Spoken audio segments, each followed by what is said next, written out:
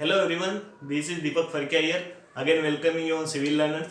Last वाले video में हमने डिस्कस किया था रीवा पन्ना के पठार के बारे में, जिसमें मैंने आपको बताया था रीवा पन्ना के पठार में उसकी क्या स्थिति है, कहाँ स्थित है। हमने मैप बना के उसकी पूरी डिटेल में डिस्कस कर लिया था। और उसके अलावा उसमें हमने ये भी डिस्कस किया था कि उसका जो मतलब महत्व क्या है, पठार की क्या नदियाँ, कौन सी चट्टानें सहित जो भी डिटेल में हमें पढ़ना है पठार के बारे में, वो हमने उसमें डिस्कस कर लिया था। अब आज का जो हमारा टॉपिक है वो है बघेलखंड का पठार, जो कि मध्य प्रदेश के पूर्वी भाग में स्थित है। आज अपन इसके बारे में पढ़ेंगे। सबसे पहले इसका थोड़ा सा मैप के अकॉर्डिंग अपन देख लेते हैं कि इसकी स्थिति क्या है। ये मतलब कौन से क्षेत्र का भाग है। तो आइए हम मैप के थ्रू इसकी स्थिति डिस्कस कर लेते थोड़ी, उसके बाद इसके बारे में डिटेल से डिस्कस करेंगे। तो ये बघेलखंड का पठार जो है मध्य प्रदेश के पूर्वी भाग में स्थित है। ये मैंने आपको पहले भी बताया था कि जो पूर्वी पठार, इसीलिए इसे पूर्वी पठार भी कहा जाता है। ये मध्य प्रदेश के पूर्वी भाग में स्थित है। और ये बघेलखंड का पठार जो है प्रायद्वीपीय भारत जो है उसका एक प्रायद्वीपीय पठार जो है, प्रायद्वीपीय पठार का पूर्वी भाग है। तो जो कि मध्य प्रदेश में आंशिक रूप से फैला हुआ है। इसका मुख्यतः भाग जो है वो छत्तीसगढ़ में फैला हुआ है। ये प्रायद्वीपीय भारत अपन देखते हैं। ये प्रायद्वीपीय भारत में यहाँ पे पर्वत पठार सब कुछ है इधर उधर। तो इसका जो पूर्वी भाग है यहाँ पर, जो कि छत्तीसगढ़ उड़ीसा जैसे राज्यों में स्थित है, इसका आंशिक रूप से जो भाग है वो मध्य प्रदेश में है। इसलिए अपन को एमपी में भी इसको पढ़ना पड़ेगा बघेलखंड के पठार को। मतलब बघेलखंड के पठार का पश्चिमी भाग जो कि आंशिक रूप से फैला हुआ है वो कहाँ पर है, हमारे मध्य प्रदेश राज्य में फैला हुआ है। तो ये ही बघेलखंड का पठार है जो कि हमने यहाँ पे मेंशन किया हुआ है। अब ये बघेलखंड का पठार है तो हमने मालवा के पठार में डिस्कस किया था कि जो कर्क रेखा है, कर्क रेखा एमपी मालवा के पठार को लगभग मध्य से निकलती थी, और जो बघेलखंड का पठार है उसके ठीक मध्य से होके ही कर्क रेखा निकलती है। तो ये फैक्ट आपको इसमें मैप के थ्रू इसीलिए मैंने बताया कि ये आपको मैप से ही सही से याद रहेगा। तो यहाँ पे मेंशन कर लेना आप कि कर्क रेखा जो है इसके ठीक मध्य से होके निकलती है। ये पॉइंट नोट कर लेना, क्योंकि कई बार एग्जाम में क्वेश्चन पूछा हुआ है कि कर्क रेखा कौन से पठार के ठीक मध्य से निकलती है। तो उसमें आपको टिक करना है बघेलखंड का पठार, तो उसमें बघेलखंड का पठार मेंशन करना है। अब इसके बाद बात करते हैं इसका क्षेत्रफल वगैरह की, डिस्कस कर लेते हैं। तो इसके अगर पूर्वी भाग में देखा जाए तो छत्तीसगढ़ में ही बघेलखंड का पठार फैला हुआ है। इसके पश्चिमी भाग की बात की जाए तो इधर मालवा का पठार हो गया है। इधर नीचे की साइड नर्मदा सोन घाटी प्रदेश है। ऊपर की बात करें तो बुंदेलखंड और रीवा पन्ना का पठार है। तो इस प्रकार इसकी अपन स्थिति मैप के थ्रू देख लिए। इसके पूर्व पश्चिम उत्तर दक्षिण में कौन से पठार स्थित है वो भी अपन ने देख लिया है। अब इसका अपन बात करते हैं कि क्षेत्रफल कितना है। और एक और ये है कि इसमें एक और आप पॉइंट नोट डाउन कर लेना कि ये जो बघेलखंड का पठार है ये बंगाल की खाड़ी से वर्षा प्राप्त करता है।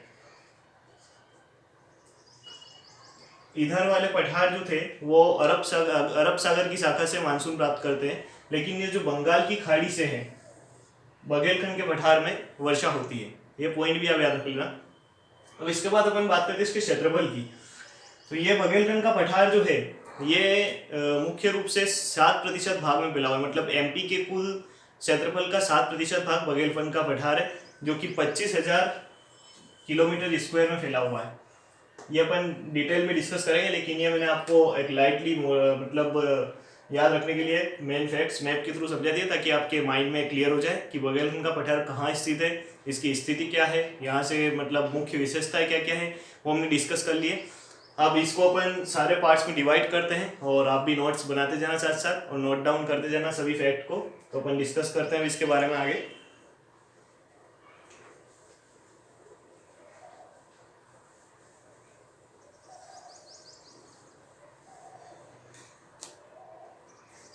सबसे पहले वही स्थिति और विस्तार क्या है इसका, उसके बारे में डिस्कस करेंगे।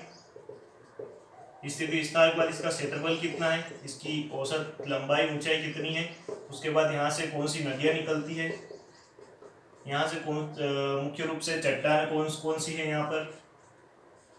चट्टानों के बाद बात करते हैं खनिज कौन से मिलेंगे यहाँ पे, खनिज में ही उद्योग भी डिस्कस कर लेंगे। उसके अलावा यहाँ पर एक और पॉइंट जो आएगा वो आएगा यहाँ पर कृषि और मृदा कौन सी है। कृषि मृदा के बाद तापमान और जलवायु और वर्षा के बारे में डिस्कस कर लेंगे। उसके बाद अपनी जो बात आएगी वो सीधे वर्षा है, वर्षा के बाद वनस्पति कौन सी होगी उसके बारे में अपन यहाँ डिस्कस कर लेंगे, और उसके बाद इसका लास्ट में अपन महत्व देख लेंगे। वन बाय वन मैं आपको समझाऊंगा कि किस प्रकार से इसका जो नदियाँ कौन सी निकलती है, पठार कौन से, चट्टानें कौन सी है, खनिज कौन से यहाँ पे अवेलेबल है, तो अपन डिस्कस करते हैं वन बाय वन। तो अपन देखते हैं स्थिति विस्तार, इसका अक्षांशीय विस्तार और देशांतरी विस्तार। सबसे पहले अपन देख लेते हैं कि इसका जो अक्षांशीय विस्तार है 23 डिग्री 40 मिनट से 24 डिग्री 35 मिनट उत्तरी अक्षांश के बीच में बुंदेलखंड का पठार जो है फैला हुआ है। मतलब ये जो है इसका अक्षांशीय विस्तार अगर आप जियोग्राफी में ग्लोब के थ्रू देखोगे तो 23 डिग्री 40 मिनट से 24 डिग्री 35 मिनट उत्तरी अक्षांश के बीच में बुंदेलखंड के पठार का विस्तार है। और देशांतरी विस्तार की बात की जाए तो 80 डिग्री 5 मिनट से 82 डिग्री 47 मिनट पूर्वी देशांतर के बीच में यह पठार स्थित है। मतलब ये जो रेखा होती है ये अक्षांशीय विस्तार और ये वाली जो है देशांतरी विस्तार होता है। तो ये आपको मैप में या ग्लोब में आप देखोगे तो पता चल जाएगा। अब इसके बाद ये कौन कौन से जिलों में फैला हुआ है, तो अपन मैप के थ्रू ही बात कर लेते हैं कि कौन कौन से जिलों में इसका विस्तार है प्रमुख रूप से। तो इसका मुख्य रूप से विस्तार जो है वो उमरिया, शहडोल, इधर लिख देता हूँ मैं, आप नोट डाउन कर लेना, उमरिया, शहडोल, सीधी, उसके अलावा यहाँ पे अनूपपुर का आंशिक भाग है, एक और सिंगरौली, और एक और कटनी जिले की मुड़वारा तहसील जो है वो भी इसके अंतर्गत आती है। ये इसका विस्तार प्रमुख रूप से इन जिलों में है, और अनूपपुर में आंशिक विस्तार है और कटनी में भी इसका आंशिक विस्तार है, जो कि कटनी के मुड़वारा तहसील में आता है बुंदेलखंड का पठार। तो अपन ने जिलों की बात इसमें कर ली है।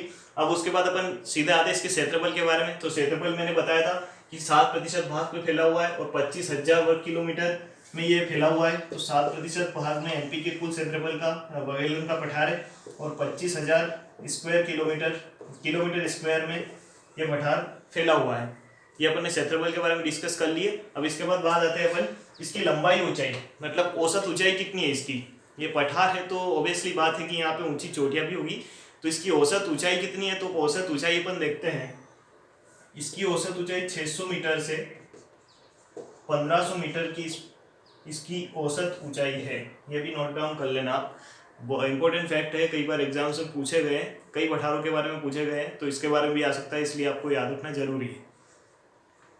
अब बात आते हैं सबसे इंपॉर्टेंट पॉइंट, नदियाँ कौन सी निकलती है बुंदेलखंड के पठार से। यह बुंदेलखंड का पठार है, और आपने देखा होगा इसके नीचे अमरकंटक है, अमरकंटक से अपनी नर्मदा नदी भी निकलती है। उसके अलावा 2 नदियाँ ऊपर की ओर जाती है, जो कि सोन जोहिला नदियाँ यहाँ से प्रवाहित होती है, सोन जोहिला। और एक और नदी याद रखना है रिहंद, तो अपन यहाँ मेंशन कर देते हैं, सोन जोहिला और रिहंद नदियाँ बुंदेलखंड के पठार की प्रमुख नदियाँ हैं, जो कि बुंदेलखंड के पठार में प्रवाहित होती है।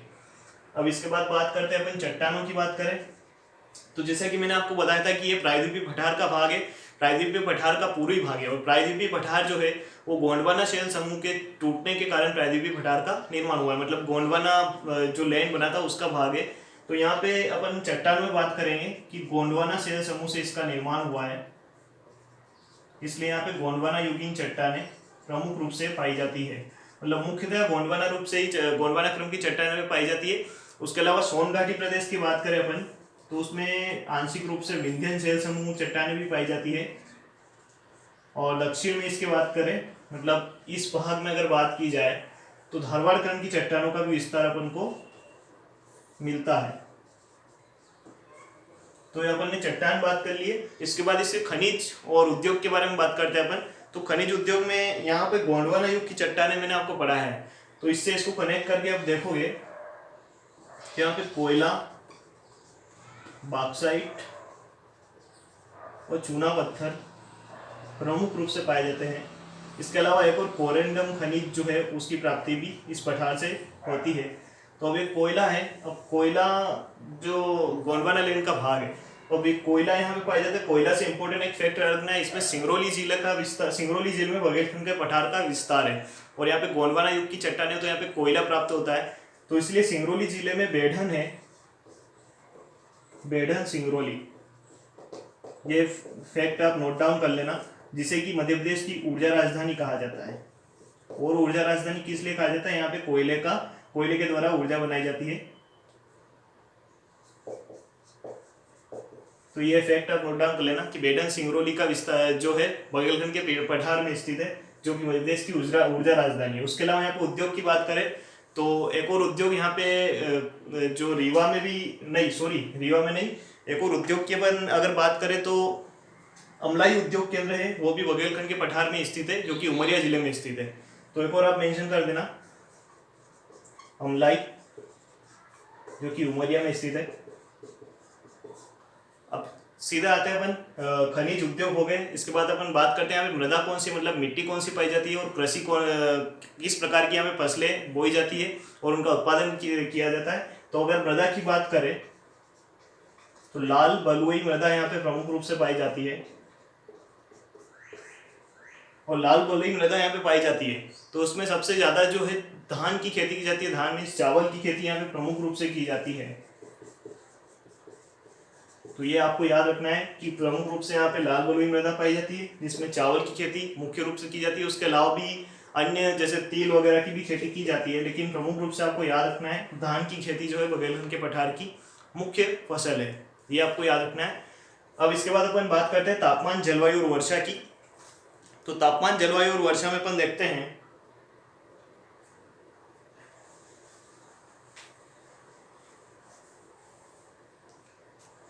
यहाँ का जो तापमान है वो ग्रीष्म काल में 40 डिग्री सेल्सियस रहता है, और शीतकाल में यही तापमान बहुत कम होके 10.12 डिग्री सेल्सियस तक हो जाता है। ये तापमान यहाँ पे आप देख रहे हो, आपको नजर आ रहा है कि ग्रीष्म में सामान्य तापमान, कोई ज्यादा तापमान नहीं 40 डिग्री सेल्सियस, और सामान्य ठंड रहती है। तो इसकी जलवायु की बात करें तो सामान्य तापमान और सामान्य मतलब सामान्य गर्मी और सामान्य ठंड यहाँ पे मुख्य रूप से ऐसा कह सकते हैं अपन, इस पठार की जलवायु जो है सामान्य गर्म और सामान्य ठंडा रहता है। अब इसके बाद यहाँ पे वर्षा की बात करें तो वर्षा यहाँ पे कितनी होती है उसके बारे में अपन डिस्कस कर लेते हैं। तो ये जो बघेलखंड का पठार है ये बंगाल की खाड़ी से मानसून प्राप्त करता है। तो बंगाल की खाड़ी से मानसून प्राप्त करता है तो यहाँ पे मुख्य रूप से जो वर्षा की मात्रा है वो 75 से 125 सेंटीमीटर के बीच में यहाँ पे वर्षा होती है, जो कि अधिक मात्रा में वर्षा होती है। यहाँ पे अपन कह सकते हैं ऐसा 75 से 125 सेंटीमीटर के बीच में वर्षा होती है। और अधिक वर्षा होने के कारण यही कारण है कि यहाँ पे घने वृक्ष पाए जाते हैं, मतलब उष्ण कटिबंधीय पर्णपाती वन यहाँ पे पाए जाते हैं। तो वनस्पति में आप लिख सकते हो उष्ण कटिबंधीय पर्णपाती वनों का यहाँ पर विस्तार है, जिसमें साल, सागौन, पलाश, तेंदुपत्ता जैसे वृक्षों का यहाँ पे इन वनों में विस्तार है। तो अपन ने डिस्कस किया है, वनस्पति के बारे में भी डिस्कस कर लिया है। अब इसका अपन लास्ट में देखते हैं महत्व क्या है इस पठार का। तो इस पठार का महत्व अपन वही दो पार्ट में डिवाइड करके देखेंगे कि पर्यटन के आधार पर क्या महत्व है इसका, और उसके अलावा सांस्कृतिक दृष्टि से क्या महत्व है इसका। तो अपन मेंशन इसको डिवाइड करके देखते हैं।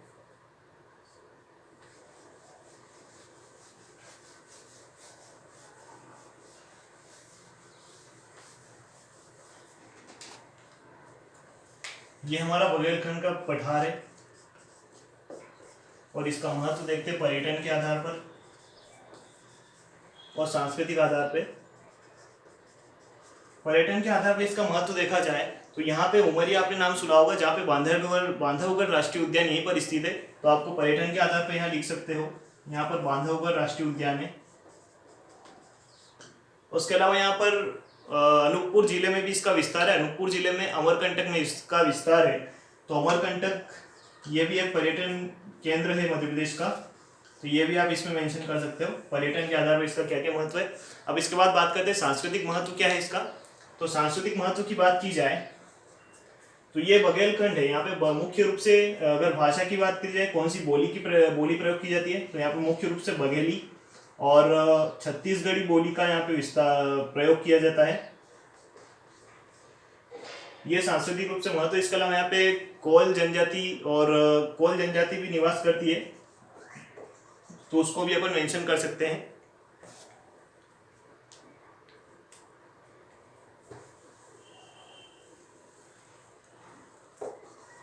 एक और जनजाति अब इसमें मेंशन कर लेना, कोल बेगा जनजाति का विस्तार है यहाँ पर, उनकी एक अलग संस्कृति है, इसलिए इसका सांस्कृतिक विस्तार भी अपन ने डिस्कस कर लिया है। तो इस प्रकार हमारा जो बघेलखंड का पठार है वो आज हमने पूरा डिस्कस किया है। बघेलखंड के पठार की क्या विशेषता है, शुरू में अपन ने मैप के थ्रू स्टार्ट में इसके बारे में पढ़ा था। उसके बाद अपन ने डिस्कस किया कि यहाँ से जो है कर्क रेखा ठीक मध्य से गुजरती है, यह मानसून कौन सी शाखा से प्राप्त करता है उसके बारे में भी अपन ने डिस्कस कर लिया है। उसके अलावा क्षेत्रफल, यहाँ पे चट्टानें, यहाँ पे नदियाँ कौन कौन सी है, उद्योग कौन से है, वो सारे अपन ने डिस्कस किया है। तो ये अपना बघेलखंड का पठार यहाँ पे फिनिश होता है और मैं डिस्क्रिप्शन में लिंक दे दूंगा इसके नोट्स की, तो आप नोट्स वहाँ से डाउनलोड कर लेना जैसे मैं अपलोड करूँगा। और क्विज के लिए भी मैंने लिंक हर वीडियो में प्रोवाइड करवाई है, तो प्लीज़ आप सर्च करके थोड़ा सा क्विज भी सॉल्व कीजिए ताकि आपको आइडिया लगता जाएगा साथ साथ में कि किस प्रकार से हमें पढ़ना है। और नेक्स्ट वाले वीडियो में हमारे 2 पठारों बचे हुए हैं, तो इसमें हम नर्मदा सोन घाटी प्रदेश को देखेंगे। तब तक के लिए जय हिंद, थैंक यू।